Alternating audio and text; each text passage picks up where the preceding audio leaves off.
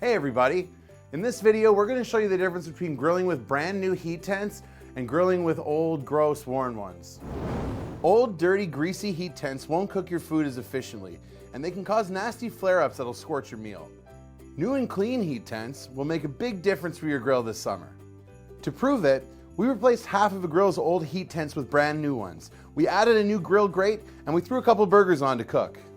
Once they were done, we took them off the grill and used a meat thermometer to check their internal temperature. As you can see, the burger cooked on the new heat tents cooked much more efficiently. Yes, the old heat tents would get the burger there eventually, but how much more time do you want to waste waiting on the grill this summer? And in case you thought this was a one-off fluke, we tried the same experiment with steak. If you notice it isn't working as well as it used to, you likely don't need to replace your whole grill, just a few key parts to get back on track. Thanks for watching. Don't forget to subscribe for more helpful videos.